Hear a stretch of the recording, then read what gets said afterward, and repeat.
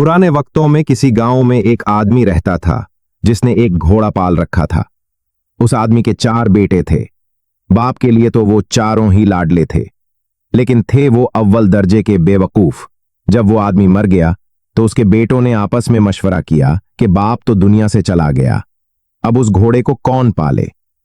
उन्होंने मिलकर फैसला किया कि घोड़े को काट कर आपस में तकसीम कर लेते हैं और हर भाई के हिस्से में घोड़े की एक एक टांग आएगी।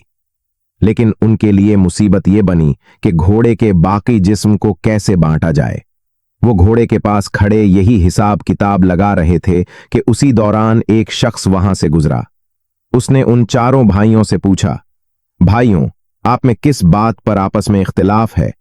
मुझे बताओ, हो सकता है मैं तुम्हारे मसले का कोई हल निकाल सकूं। चारों भाइयों में से एक ने जवाब दिया, हम 4 भाई हैं, आप हमें बताइए, हम उस घोड़े को आपस में बराबर कैसे बांटें। उस शख्स ने कहा, यह तो बहुत आसान है, ऐसा करो, इस घोड़े को बेच दो और जो रकम मिले वो आपस में बांट लो। चारों भाई उस बात पर राजी हो गए और घोड़े को बेचने के लिए शहर की तरफ रवाना हुए। सफर के दौरान वो जंगल से गुजरे तो वहीं उन्हें रात हो गई। चारों भाई दिन भर के थके हुए थे। वहीं जैसे ही लेटे उन्हें नींद आ गई। जब वो गहरी नींद में सो रहे थे तो रात के किसी पहर एक चोर वहां से गुजरा।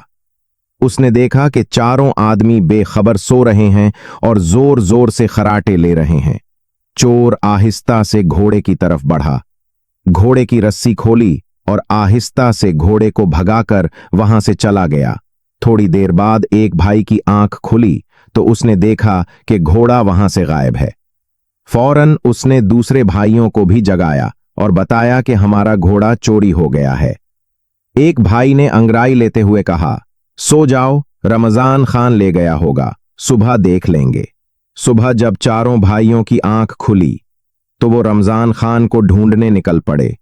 रास्ते में उन्होंने एक ऊंट के पांव के निशान देख, ये देखो ऊंट के पांव के निशान। दूसरे ने कहा, भाई ये किसी नर ऊंट के पांव के निशान हैं। तीसरा कहने लगा, ये ऊंट तो एक आंख से अंधा भी लगता है। चौथा बोला, रस्सी तोड़कर भागा होगा। फिर वो चारों आगे बढ़े। अभी कुछ ही दूर गए होंगे कि उन्होंने देखा कि एक शख्स परेशान हालत में आ रहा है। उसने उनसे पूछा, आप लोगों ने यहां कोई ऊंट तो नहीं देखा? एक भाई ने कहा, नर ऊंट। दूसरे ने कहा, एक आंख से अंधा भी था। तीसरे ने कहा, रस्सी तोड़कर भागा था। वो शख्स कहने लगा, तुम बिल्कुल ठीक कहते हो, ये बताओ ऊंट कहां देखा तुमने? उन्होंने एक जबान होकर कहा, हमने ऊंट तो नहीं देखा, तुम आगे जाकर तलाश करो। वो शख्स कहने लगा, भाइयों, तुम्हारे पास ऊंट से मुताल्लिक इतनी मालूमात है और फिर भी तुम इनकार करते हो। भला ये क्या बात हुई? हो सकता है तुम लोगों ने ही मेरा ऊंट चुरा लिया हो। चलो बादशाह के पास चलते हैं, वही इस बारे में फैसला करेंगे। चारों भाई और ऊंट का मालिक बादशाह के दरबार की तरफ रवाना हो गए। रास्ते में जमीन पर उन्हें किसी इंसान के पैरों के निशान नजर आए। एक भाई ने कहा, ये औरत के पांव के निशान हैं। दूसरे ने कहा, ये घर से नाराज होकर निकली है। तीसरे ने कहा, भाई ये तो पेट से लगती है, यानी इसे बच्चा होने वाला है। बातें करते करते जब वो आगे बढ़े तो एक शख्स भागा भागा आया। उसने पूछा, भाइयों, रास्ते में तुम लोगों ने किसी औरत को तो नहीं देखा? एक भाई ने कहा, वो जो नाराज होकर घर से निकली थी। दूसरा बोला, मेरे ख्याल में पेट से भी थी। तीसरे ने कहा, रात के वक्त घर से भाग गई थी। उसने कहा, हां, बिल्कुल दुरुस्त कह रहे हो, ये बताओ वो कहां है? चारों भाइयों ने फिर से एक जबान होकर कहा, हमने तो उसे नहीं देखा, जाकर कहीं और तलाश करो। वो शख्स कहने लगा, मैं तुम्हारी बात पर कैसे यकीन कर लूं? तुम सब कुछ जानते हो और अब कह रहे हो कि हमें इसके बारे में कुछ मालूम नहीं। मेरी औरत यकीनन तुम लोगों के पास है। वो भाई कहने लगे, अगर तुम्हें हम पर शक है और हमारी बात पर यकीन नहीं तो आओ हमारे साथ बादशाह के पास चलो ताकि वो इस मामले का कोई फैसला करे।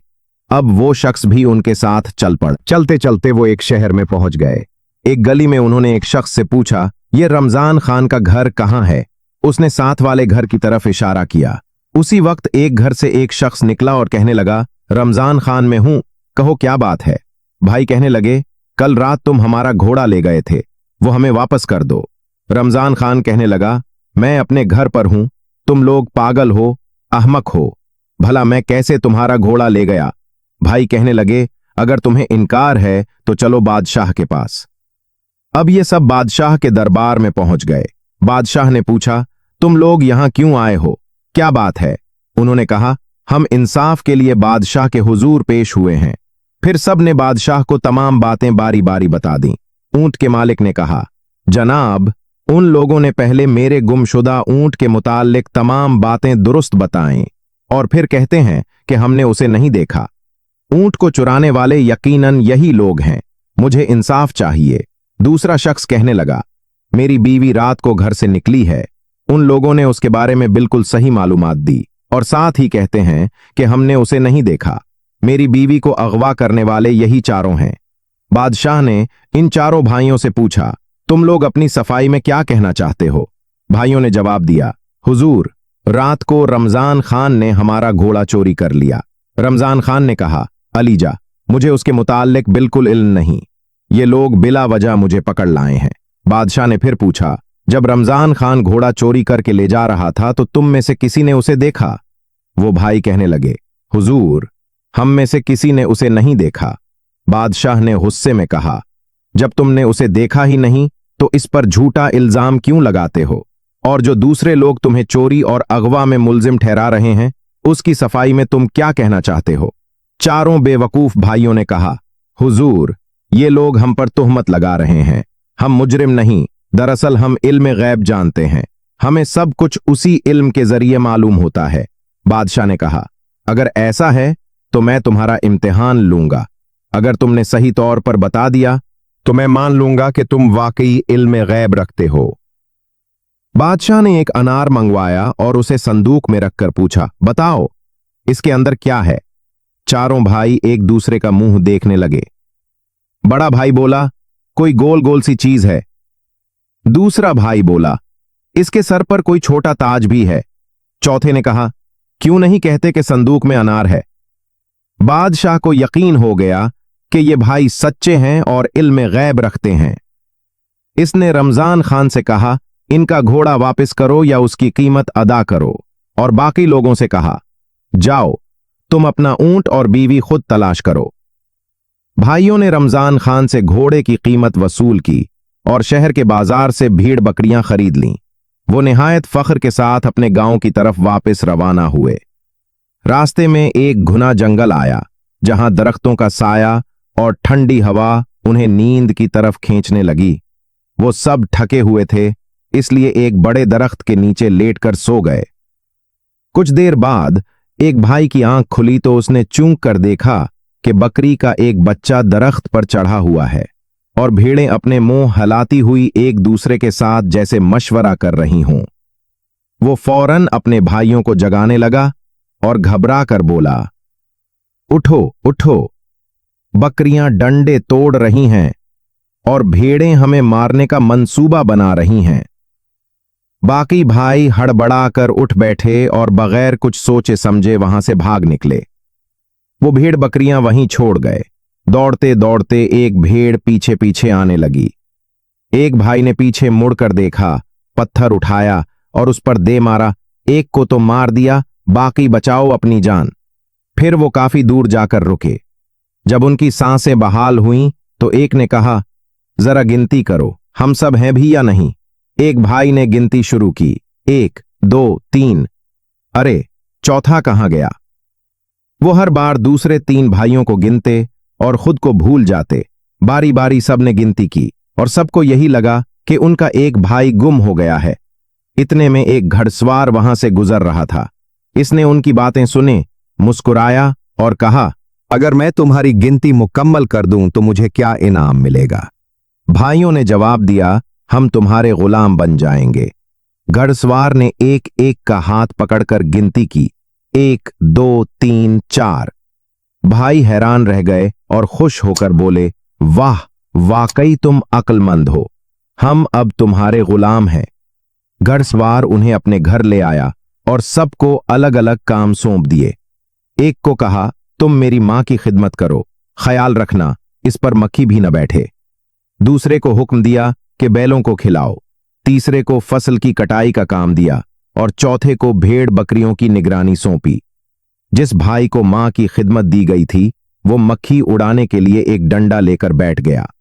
जोन्ही मां पर मक्खी आती वो जोर से डंडा मारता। बढ़िया दर्द से कराहती रही, मगर वो भाई मुतमईन बैठा रहा। कई बार डंडे पड़ने के बाद वो बेचारी जान से हाथ धो बैठी।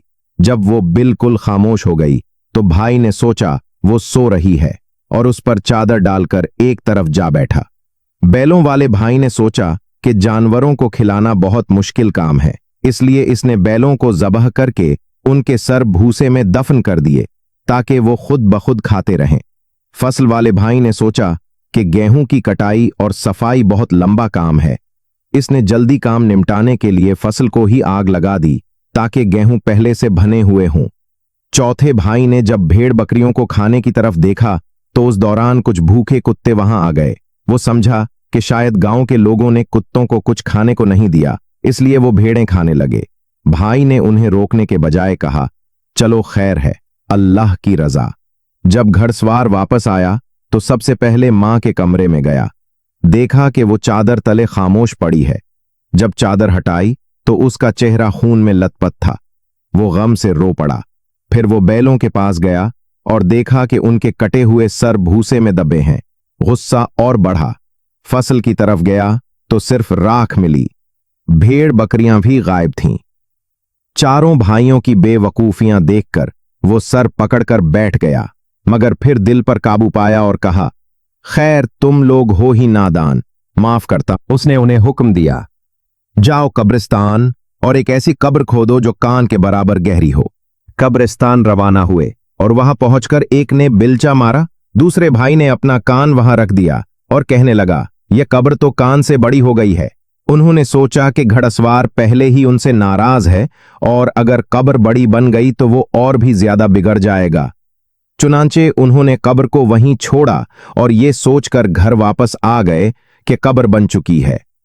घड़सवार हैरान हुआ कि ये लोग इतनी जल्दी वापस कैसे आ गए। उसने पूछा, क्या तुमने कब्र खुद खोदी है या वैसे ही वापस आ गए हो? वो भाई कहने लगे, जनाब ये कोई मुश्किल काम नहीं था, हम तो कब्र खुद खोद भी आए हैं। घड़सवार ने कहा, उस काम में तो काफी वक्त लगता है, मालूम नहीं तुम लोगों ने इतनी जल्दी कब्र कैसे खोदी। चलो मेरे साथ, मुझे दिखाओ। जब वो सब दोबारा कब्रिस्तान पहुंचे तो कब्र तलाश करने लगे, मगर वो कहीं नजर न आई। तलाश करते करते काफी वक्त लग गया। आखिरकार एक भाई बोला, जनाब ये देखें, ये कान के बराबर कब्र। घड़सवार गुस्से से बोला, अरे बुद्धो, मैंने कान की तरफ इशारा करके गहराई बताई थी, ये तो महज एक मुट्ठी भर कब्र है। घड़सवार ने गुस्से से कहा। फिर उसने चारों भाइयों को हुक्म दिया, जाओ मेरी मां की लाश ले आओ, मैं खुद उसके लिए कब्र खोदूंगा।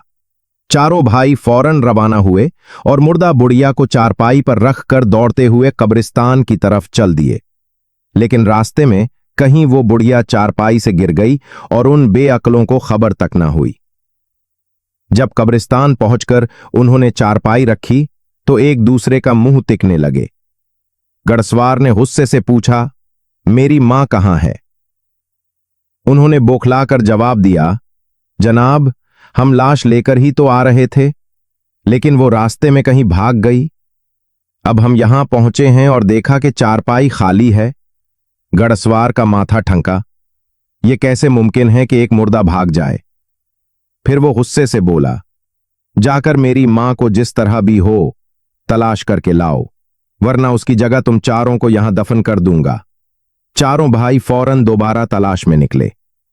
अभी थोड़ी ही दूर गए थे कि उन्हें एक बुढ़िया लकड़ियां चनती नजर आई। उन्होंने फौरन इस पर इल्जाम धरा, तुम यहां लकड़ियां जमा कर रही हो और इधर तुम्हारा बेटा हमें जिंदा दफन करने की धमकियां दे रहा है। फिर बगैर कुछ सोचे समझे चारों भाइयों ने उस बेगुनाह बूढ़ी औरत को जबरदस्ती पकड़ा और चारपाई पर लिटा दिया। वो बेचारी चीखती चलाती रही, अपने हाथ पैर मारती रही, मगर किसी ने ना सुनी। वो उसे लिए हुए सीधे कब्रिस्तान पहुंच गए। घड़सवार से कहने लगे, ये लो अपनी मां, अब उसे संभालो, हम तो मुफ्त में बदनाम हो रहे हैं। ये भी आने का नाम नहीं ले रही थी तो हम उसे जबरदस्ती उठा लाए हैं। घड़सवार ने जब बूढ़ी औरत को देखा तो हैरान रह गया। वो औरत बुरी तरह रो रही थी, सहम गई थी। घड़सवार फौरन समझ गया कि मामला क्या है। उसने उस बेगुनाह औरत से माफी मांगी और कहा, उन नादानों ने मेरी मां की लाश को कहीं गुम कर दिया है और तुम्हें उठा लाए हैं। मैं तुमसे दिल से माजरत चाहता हूं। फिर वो खुद निकला और कुछ देर तलाश के बाद अपनी मां की असल लाश को ढूंढ लाया। उसे इज्जत और एहतराम से दफन क्या। घड़सवार उन चारों बेवकूफ भाइयों की हरकत से सख्त तंग आ चुका था। उसने आखिरकार उन सबको धक्के देकर अपने घर से निकाल दिया और हमेशा के लिए उनकी खिदमत से आजाद हो गया।